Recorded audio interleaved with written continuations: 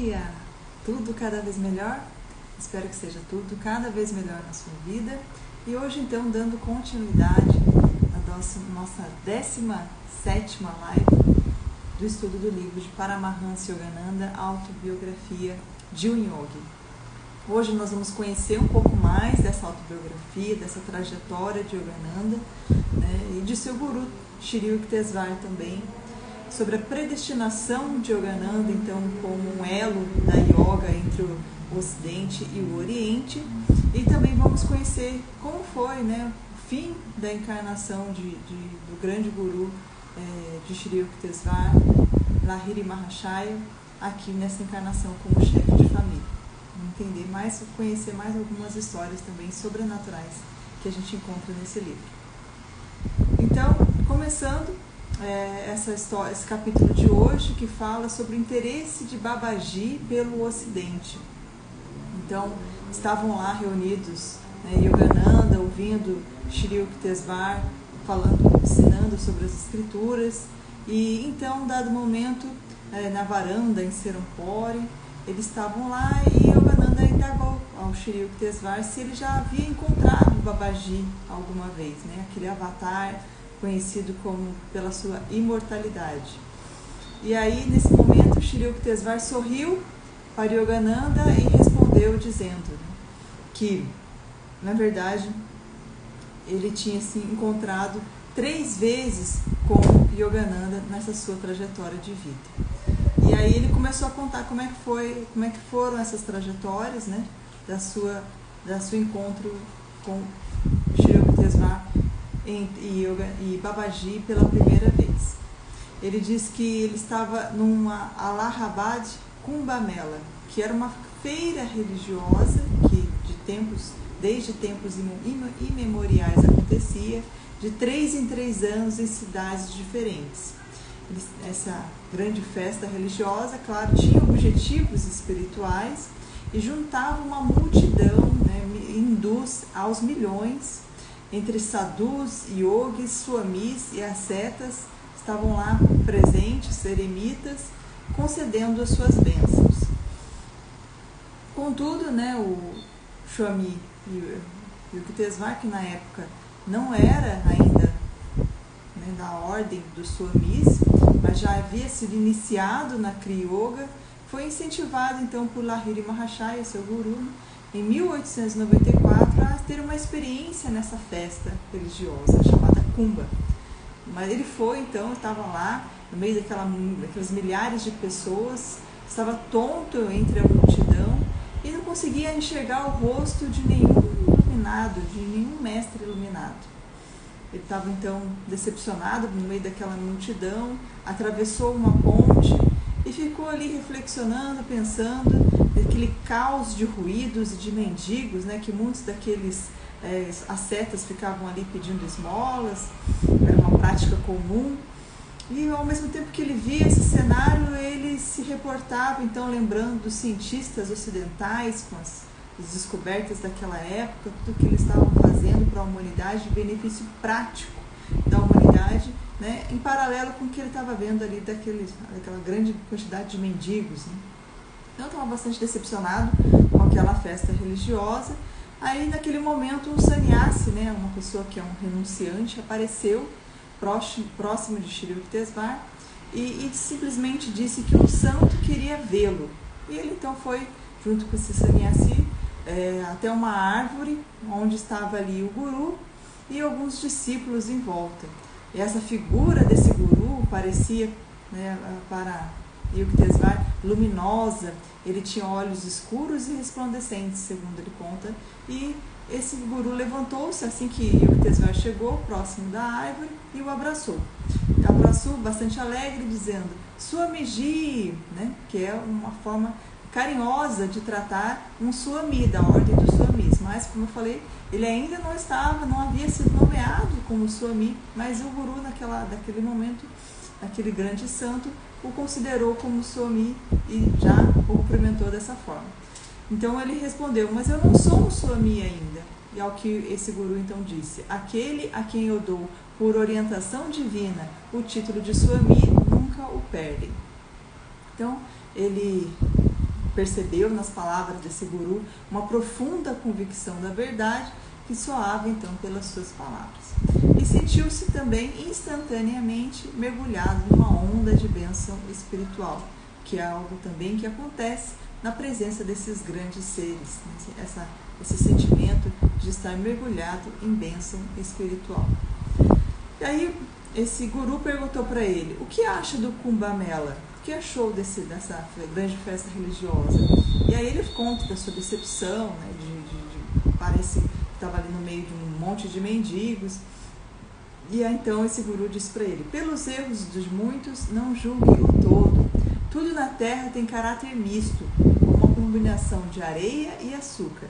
Seja como uma sábia formiga, pegue somente o açúcar. Essa foi a orientação, então, desse santo para Yukteswar. E nessa orientação a gente já pode reflexionar para nossas vidas também, né?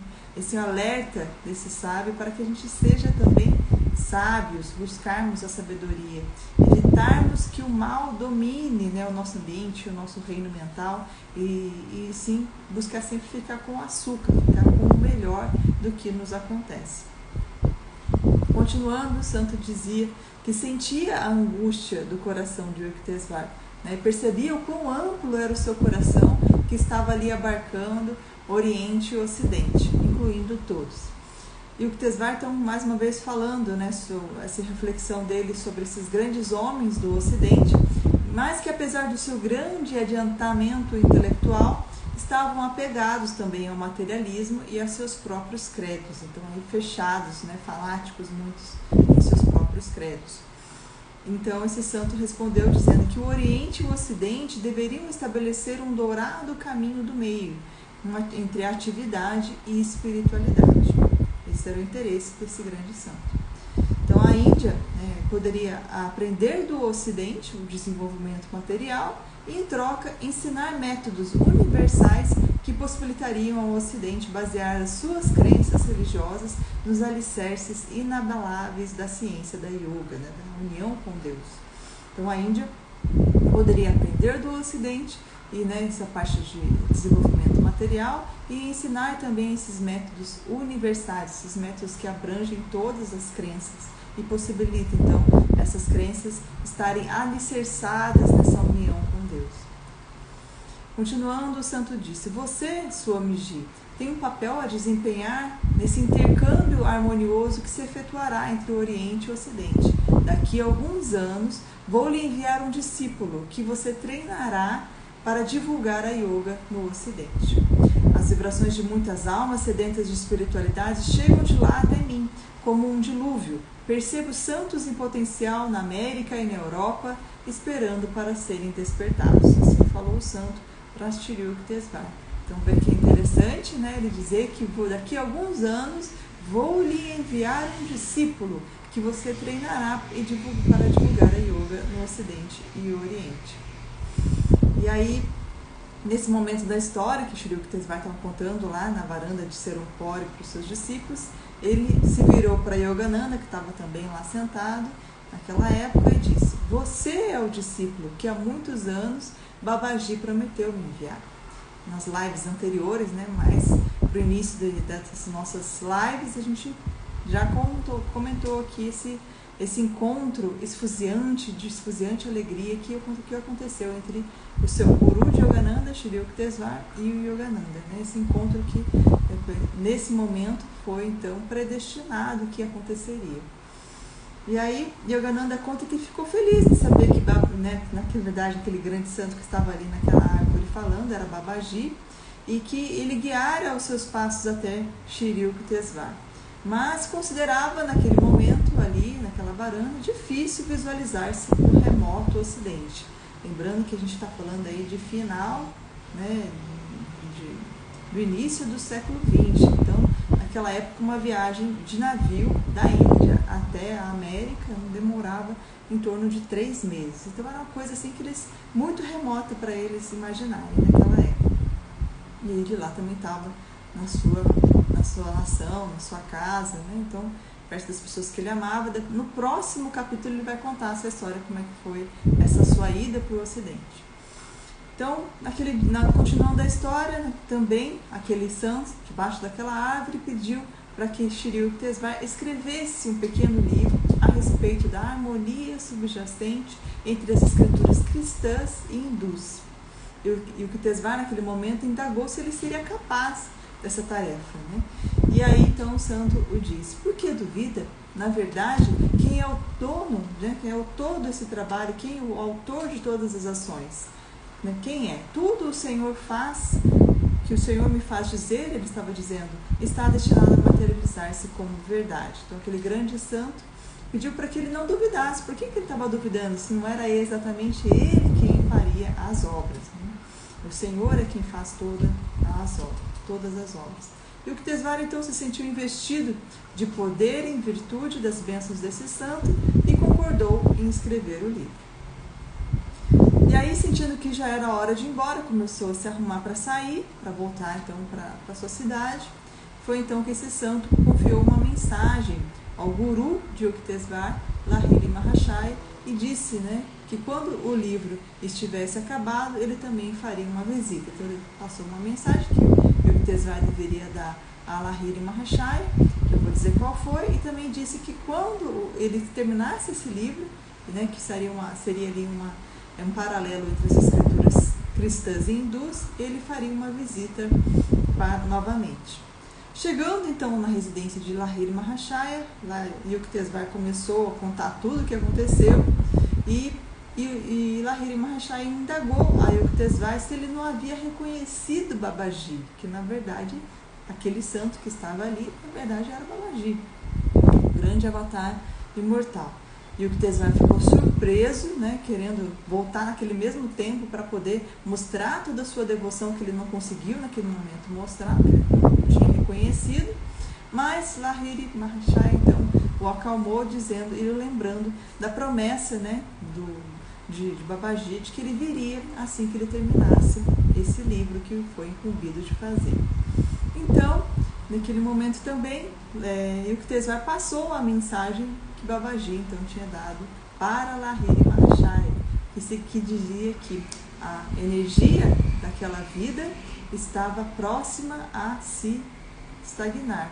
E aí então, recebendo essa mensagem, Lahiri Mahashaya entendeu do que se tratava, né, que a vida dele naquele plano estaria próxima a acabar. Ele estremeceu, ficou com a sua face austera, coisa que era incomum, ele sempre tinha uma face, né, alegre, harmoniosa, e ficou em silêncio durante cerca de 3 horas. Os discípulos ficaram ali meio confusos em volta dele. Depois dessas 3 horas ele voltou à sua conduta natural e alegre. E o Yuktesvar, por sua vez, então, tinha a missão de escrever esse livro e pôs-se a trabalhar no livro, então, comparando as escrituras do Sanatana Dharma e citando as palavras do bendito Senhor Jesus, que mostrou então que seus ensinamentos eram em essência os mesmos das revelações dos Vedas. E ele terminou então esse livro existe, chama-se The Holy Science, né, a ciência sagrada. E tem uma nota de rodapé nesse capítulo explicando para nós, né, o que é esse Sanatana Dharma, que significa então religião eterna. É um conjunto de ensinamentos védicos que passou a ser chamado então de hinduísmo, pois os gregos que invadiram o noroeste da Índia, sob o comando de Alexandre o Grande, designaram o povo que vivia às margens do rio Indo como hindus. E a palavra hindus, na verdade, só se aplica aos seguidores do Sanatana Dharma, essa religião eterna, ou do hinduísmo.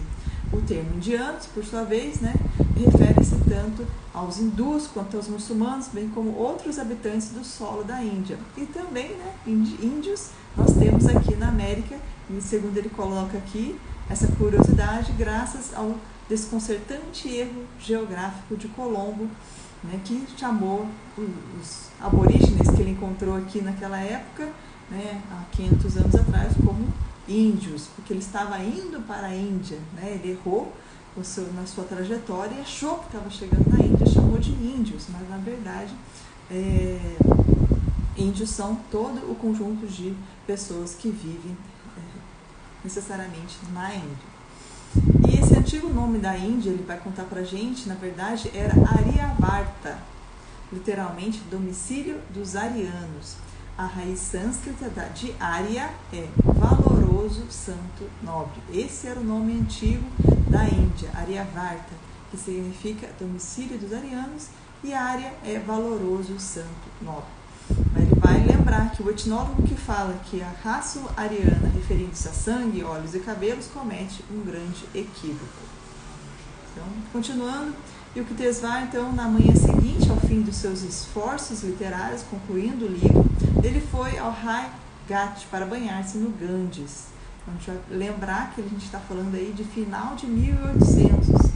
Então, o Ganges, há 130 anos atrás, é como ele diz aqui, lugar deserto, permaneceu imóvel, desfrutando a paz ensolarada. Depois de um mergulho nas águas cintilantes, tencionou então retornar para sua casa. Ao passar pela uma grande árvore, Banyan, um forte impulso o fez olhar para trás e avistou então Babaji, cercado por alguns discípulos. Aí Babaji disse, conforme prometido, aqui estou para agradecer, né, essa missão cumprida do livro. Yukteswar, então, com o coração acelerado, ficou agitado, prostrou-se aos pés do Babaji, convidou-o para sua casa, ao que Babaji respondeu, não, estamos muito bem aqui nessa árvore, preferimos ficar aqui, né, na natureza. E então Yukteswar ofereceu que ele ficasse ali, esperasse um pouquinho, que ele ia trazer alguns doces especiais, que era costume oferecer a grandes santos alguns doces especiais. Ele correu então para trazer os doces, mas quando ele voltou para aquela árvore, Babaji e seus discípulos já não estavam mais ali, o que criou uma grande mágoa no coração de Yukteswar, né, por ele não ter ficado esperado que ele retornasse. Meses depois, fazendo uma visita ao seu guru, ao guru Lahiri Mahashaya, né, ele saudou então o seu guru, que indagou se Yukteswar, quando entrou, não tinha visto na sala anterior Babaji.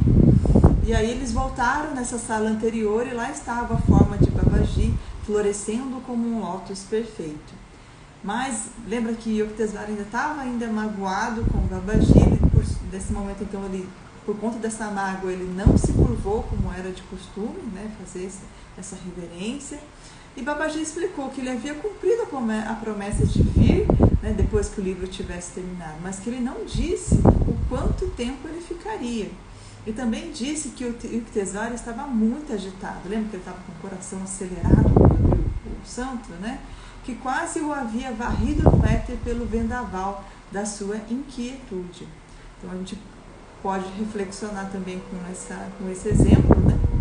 Sobre a importância de nós mantermos a nossa mente tranquila, mantermos a quietude, mantermos a harmonia, mantermos a paz, essa ausência de inquietação, né, que faz com que a gente esteja num estado de equanimidade, que é o estado ideal, em que a gente não sofre com as questões do ambiente, né, dor e prazer, medo, desejo, negativo, positivo, buscar diante de todas as situações, né, da mais alegria ou da mais triste, essa equanimidade. E isso faz com que nós estejamos em sintonia perfeita com aquele que é toda a paz, toda a harmonia. Então, aquele encontro que o Yukteswar teve com o Babaji, ele estava com o coração acelerado, estava muito agitado. Então, por isso, o Babaji não conseguiu ficar ali por muito tempo. Aí ele recomendou, você precisa meditar mais. Seu olhar ainda não é perfeito. Você não pôde me ver escondido atrás da luz do sol. Então, ele já estava ali desde antes, aquela luz do sol que ele estava ali vendo, no Ganges, mas ele não pôde ver. Mais uma vez, essa reflexão reforçando para a gente, né? Meditar para conseguirmos ver além dos nossos sentidos físicos. Meditar para nós estarmos em sintonia com algo que é maior do que nós mesmos. Então essa foi uma das últimas visitas que o Yukteswar fez a seu guru Lahiri Mahashaya. Conforme Babaji previra, a encarnação de Lahiri Mahashaya como chefe de família chegava ao seu término e durante o verão de 1895 ele desenvolveu um pequeno tumor nas costas de seu corpo robusto e alguns, né, de seus estudantes, seus discípulos quiseram lancetá-lo, mas ele protestou, dizendo que através daquela doença ele queimava em sua própria carne o mau karma de alguns discípulos. Então dizem esses ensinamentos que esses grandes seres, eles não ficavam doentes por conta dos seus próprios karmas, mas sim para queimar no seu próprio corpo o karma, né, de alguns de seus discípulos. Diante da insistência de 2 ou 3 dos seus estudantes, ele respondeu: o corpo tem que encontrar uma causa para seguir. Então também fazia parte, né, da sua trajetória naquele momento, essa questão está ali acontecendo para que fosse uma causa que ele conseguisse seguir também a sua trajetória aqui. Pouco tempo depois, então, o incomparável guru abandonou seu corpo em Benares.